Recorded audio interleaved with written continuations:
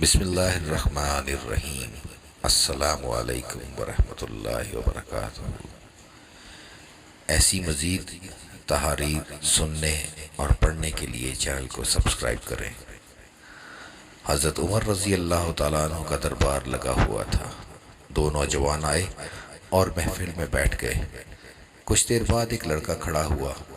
اس نے ایک شخص کی طرف انگلی کا اشارہ کر کے کہا، امیر المؤمنین، یہی ہے وہ شخص جس نے ہمارے باپ کا قتل کیا ہے۔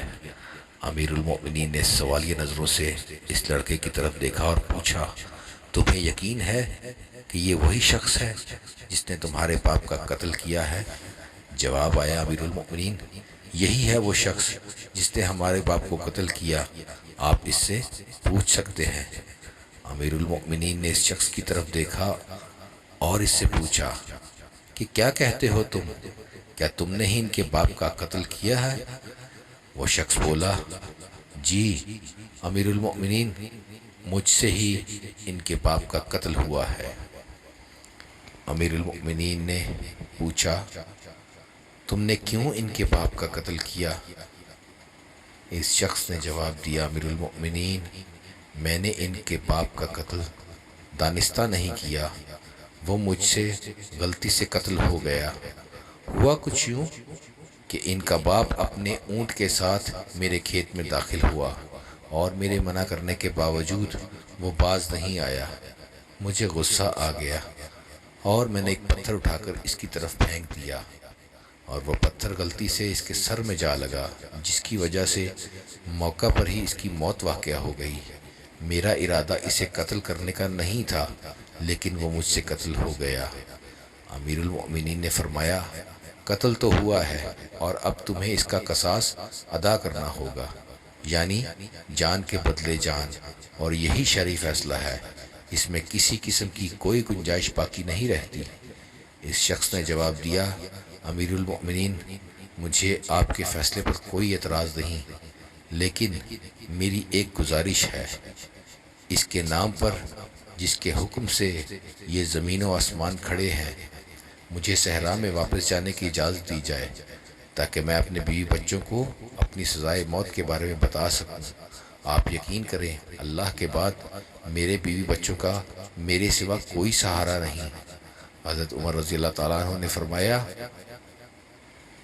کون ہے جو گواہی دے کہ تو صحرا جا کر واپس لوٹ آئے گا؟ ہر طرف خاموشی چھا گئی، کوئی بھی اس شخص کا نام تک نہیں جانتا تھا، اس کا خاندان، اس کا قبیلہ، یہ سب تو بہت بعد کی بات ہے۔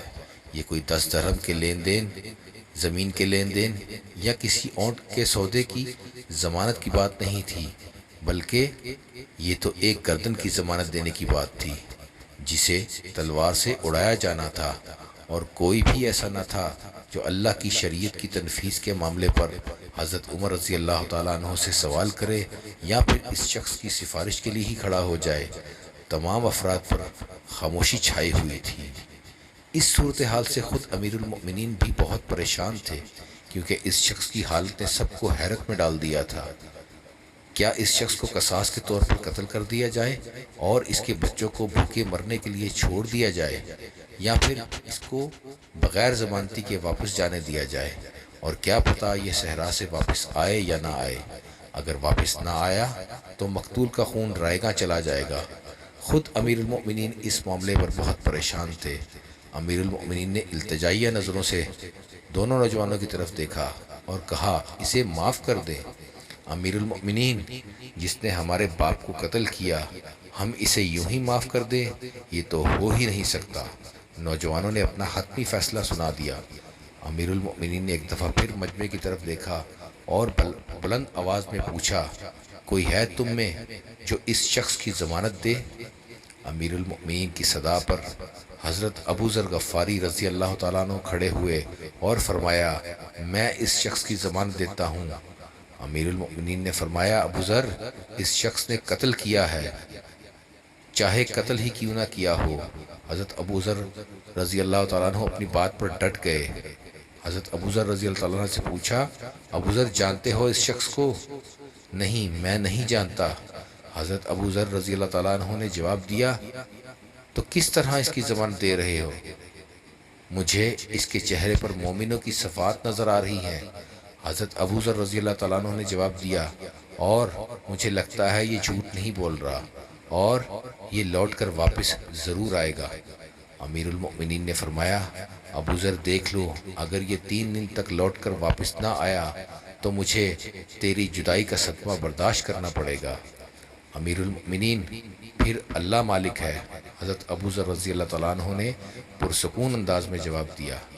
چنانچہ وہ شخص حضرت عمر رضی اللہ تعالیٰ عنہ سے 3 دن کی مہلت دے کر روانہ ہو گیا، کچھ ضروری تیاریوں کے لیے، بیوی بچوں کو الوداع کہنے اور اپنے بعد ان کے لیے کوئی راہ دیکھنے کے لیے۔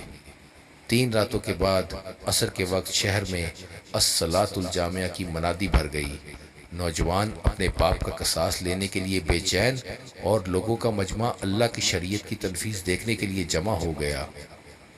حضرت ابو ذر رضی اللہ تعالیٰ عنہ بھی تشریف لائے اور امیر المؤمنین کے سامنے آ کر بیٹھ گئے۔ امیر المؤمنین نے پوچھا، ابو ذر کہاں ہے وہ شخص؟ پتہ نہیں امیر المؤمنین، حضرت ابو ذر رضی اللہ تعالیٰ عنہ نے مختصر جواب دیا اور آسمان کی طرف دیکھا، جہاں سورج ڈوبنے کی جلدی میں معمول سے زیادہ تیزی کے ساتھ جاتا دکھائی دے رہا تھا۔ محفل میں روح کا عالم تھا، اللہ کے سوا کوئی نہیں جانتا تھا کہ آج کیا ہونے والا ہے۔ قاتل نہیں آتا تو ضامن کی گردن جاتی نظر آ رہی تھی۔ مغرب سے چند لمحے قبل وہ شخص آ گیا۔ اس شخص کو آتا دیکھ امیر المؤمنین نے اللہ اکبر کی صدا لگائی، ساتھ ہی مجمع بھی اللہ اکبر کے نعروں سے گونج اٹھا۔ امیر المؤمنین نے اس شخص کو مخاطب کر کے پوچھا، اگر تو نہ آتا تو ہم تیرا کیا کر لینا تھا؟ نہ تو کوئی تیرا گھر جانتا ہے اور نہ ہی کسی کو تیرا پتہ معلوم ہے۔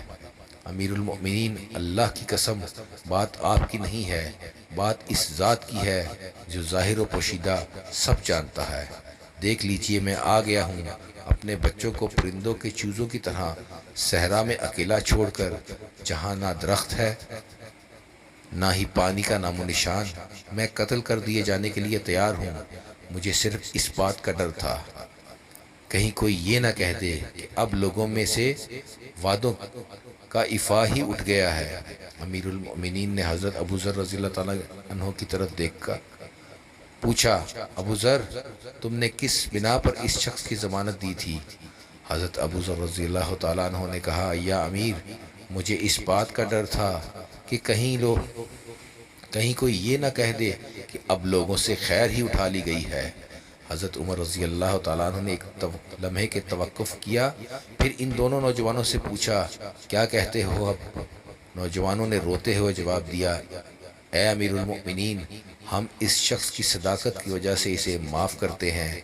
ہمیں اس بات کا ڈر ہے کہ کہیں کوئی یہ نہ کہہ دے کہ اب لوگوں میں سے عفو اور درگزر ہی اٹھا لیا گیا ہے۔ یہ سن کر حضرت عمر رضی اللہ تعالیٰ عنہ نے اللہ اکبر کی صدا لگائی اور ان کی آنکھوں سے آنسو جاری ہو گئے، جو ان کی داڑھی کو تر کرتے ہوئے گرنے لگے۔ سبحان اللہ۔ ویڈیو پسند آئے تو چینل کو سبسکرائب ضرور کیجیے گا۔